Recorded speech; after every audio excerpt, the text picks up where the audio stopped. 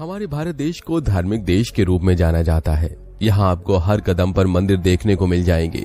उन्हीं में से सबसे पवित्र मंदिर माँ वैष्णो देवी का मंदिर माना जाता है। माँ वैष्णो देवी पहाड़ों की वादियों पर बसी हैं। उनके कई चमत्कारी रहस्यों ने सभी लोगों को हैरान कर दिया है। हर साल ठंड की ठिठुरन में भी भक्त माँ वैष्णो के दर्शन करने जाते हैं। चाहे कितनी भी ठंड हो, लेकिन भक्त माँ के दर्शन किए बगैर नहीं आते। माता के इस मंदिर में भक्त जय माता दी के जयकारे लगाते हुए आते हैं। यहाँ भक्तों का हर्षोल्लास देखने वाला होता है और यहाँ माँ वैष्णो की गुफा से जुड़े कई हैरान कर देने वाले चमत्कार भी देखने को मिलते हैं। लेकिन माता के इस मंदिर का इतना महत्व क्यों है? इस मंदिर की कहानी क्या है? आइए जानते हैं माता वैष्णो देवी की कहानी। दोस्तों, भारतीय राज्य जम्मू में स्थित प्रसिद्ध हिंदू तीर्थ स्थल वैष्णो देवी का मंदिर है। नवरात्रि पर्व के दौरान भारी संख्या में यहाँ तीर्थ यात्री आते हैं। वैष्णो देवी मंदिर के ऊपर भैरव बाबा का एक प्रसिद्ध मंदिर है। लगभग 5200 फीट की ऊंचाई पर त्रिकुटा पहाड़ी पर स्थित ये भारत में तिरुमला वेंकटेश्वर मंदिर के बाद दूसरा सर्वाधिक देखा जाने वाला धार्मिक तीर्थ स्थल है। त्रिकुटा की पहाड़ियों पर स्थित एक गुफा में माता वैष्णो देवी की स्वयंभू 3 मूर्तियां विराजित हैं। इन तीनों पिंडियों के सम्मिलित रूप को वैष्णो देवी माता कहा जाता है। मान्यता है कि माता की ये पिंडियां साधारण नहीं है, अपितु अपने भीतर चमत्कारी प्रभाव लिए हुए हैं। ये आदि शक्ति के 3 रूप हैं। पहली पिंडी ज्ञान की देवी माँ महासरस्वती की है, दूसरी पिंडी धन की देवी माँ महालक्ष्मी की है और तीसरी पिंडी शक्ति स्वरूप माँ महाकाली की मानी जाती है।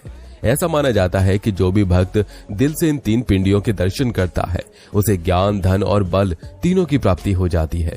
इस स्थान को माता का भवन कहा जाता है। पवित्र गुफा की लंबाई 98 फीट है। इस गुफा में एक बड़ा चबूतरा बना हुआ है। इस चबूतरे पर माता का आसन है, जहां देवी त्रिकुटा अपनी माताओं के साथ विराजमान रहती हैं। भवन वो स्थान है जहां माता ने भैरवनाथ का वध किया था।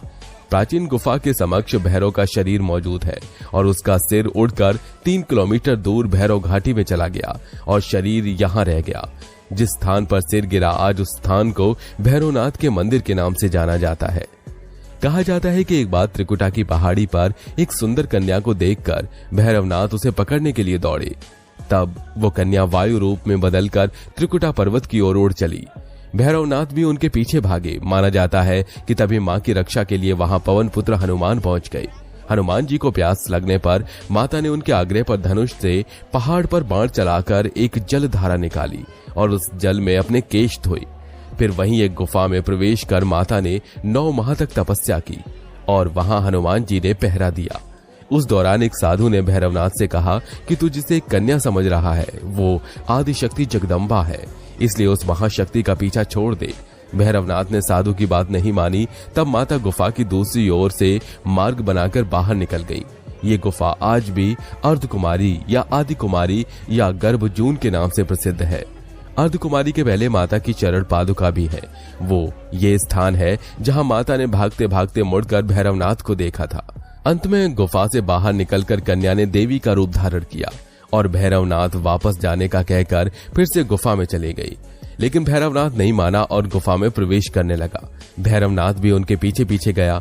इसके बाद मां ने हनुमान जी को बुलाया और उनसे अनुरोध किया कि अगले 9 माह तक किसी भी प्रकार से भैरवनाथ को व्यस्त रखें और देवी की रक्षा करें।